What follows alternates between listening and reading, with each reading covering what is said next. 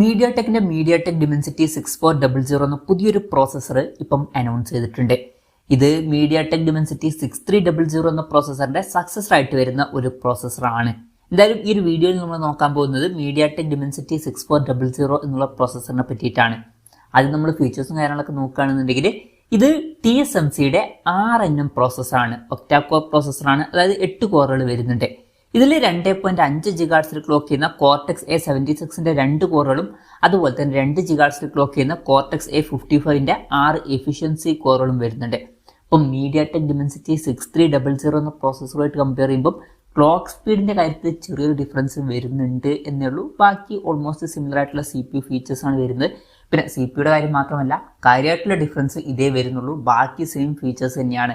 ഇപ്പം പഴയ മീഡിയാടെക് Dimensity 6100 plus അതുപോലെ തന്നെ 6300 എന്നീ പ്രോസസ്സറിന്റെ ഒക്കെ ഒരു റീബ്രാൻഡഡ് വെർഷനാണ് ഈ ഒരു പുതിയ പ്രോസസ്സർ എന്നും പറയാവുന്നതാണ്. ചെറിയ ഡിഫറൻസ് മാത്രമേ വരുന്നുള്ളൂ.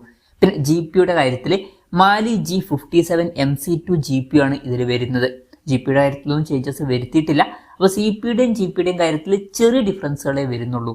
പിന്നെ ഇതിൽ 2133 MHz ക്ലോക്ക് ചെയ്യുന്ന LPDDR4Xന്റെ റാം വരെ സപ്പോർട്ട് ചെയ്യുന്നതായിരിക്കും. UFS 2.2 സ്റ്റോറേജ് ടൈപ്പും ഇതിൽ വരും. പിന്നെ ഡിസ്പ്ലേയുടെ കാര്യത്തിൽ maximum full HD plus display ആയിരിക്കും വരിക. ഇത് അത്യാവശ്യം കുറഞ്ഞ പ്രൈസ് റേഞ്ചിൽ വരുന്ന ഒരു പ്രോസസ്സർ ആയിരിക്കും. ആ ഒരു പ്രൈസ് റേഞ്ചിൽ 1.5K റെസൊല്യൂഷനോ അല്ലെങ്കിൽ 2K റെസൊല്യൂഷനോ ഒന്നും ആവശ്യമില്ല. ഇപ്പോൾ ഈ ഒരു പ്രോസസ്സറുമായിട്ട് വരുന്ന ഫോണുകളുടെ വില മാക്സിമം പോയാലും ഒരു 20,000 രൂപ വരെ എത്തിയേക്കാം. ആ ഒരു പ്രൈസ് റേഞ്ചിലൊക്കെ ഫുൾ HD റെസൊല്യൂഷൻ തന്നെ മാക്സിമം മതി. പിന്നെ ഫുൾ HD റെസൊല്യൂഷൻ ആണെന്നുണ്ടെങ്കിൽ 120 Hz റിഫ്രഷ് റേറ്റ് വരെ ഇതിൽ സപ്പോർട്ട് ചെയ്യുന്നതായിരിക്കും. 10-bit ഡിസ്പ്ലേയുടെ സപ്പോർട്ടും കാര്യങ്ങളൊക്കെ വരുന്നുണ്ട്. പിന്നെ ക്യാമറയുടെ കാര്യം പറയുകയാണെന്നുണ്ടെങ്കിൽ ട്രിപ്പിൾ ISPയും കാര്യങ്ങളൊക്കെയാണ് വരുന്നത്. 108 MP മെയിൻ ക്യാമറ സെൻസർ വരെ ഇതിൽ സപ്പോർട്ട് ചെയ്യും. ഡ്യുവൽ ക്യാമറ സെറ്റപ്പ് ആണെന്നുണ്ടെങ്കിൽ 16+16 MP ഡ്യുവൽ ക്യാമറ സെറ്റപ്പും വരുന്നതായിരിക്കും. പിന്നെ ബ്ലൂടൂത്ത് 5.2ന്റെ സപ്പോർട്ടേ വരുന്നുള്ളൂ. Wi-Fi 5ന്റെ സപ്പോർട്ടേ ഇതിൽ വരുന്നുള്ളൂ.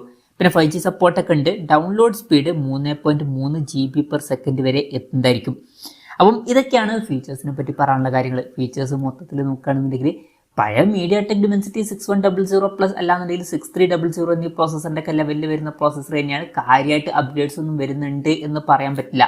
മൈനർ ആയിട്ടുള്ള ചെറിയ അപ്ഡേറ്റ്സേ വരുന്നുള്ളൂ. ക്ലോക്ക് സ്പീഡിലൊക്കെ ചെറിയ മാറ്റങ്ങൾ വരുത്തിയിട്ടുണ്ട് എന്നല്ലാതെ വേറെ കാര്യമായിട്ടുള്ള വ്യത്യാസങ്ങളൊന്നും വരുന്നില്ല. ആ പഴയ പ്രോസസ്സർ റീബ്രാൻഡ് ചെയ്തു എന്നേ പറയാനുള്ളൂ.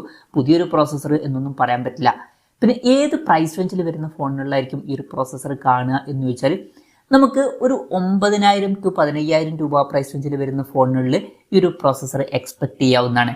ഇനി ഓഫ്ലൈൻ ഫോണുകളാണ് അതുപോലെ തന്നെ ഓവർ പ്രൈസ്ഡ് ആണ് എന്നുണ്ടെങ്കിൽ തന്നെ മാക്സിമം ഒരു 20,000 രൂപ പ്രൈസ് റേഞ്ചിൽ വരെ എത്തിയേക്കാം. അതിൽ കൂടുതൽ വരാൻ ചാൻസ് ഇല്ല.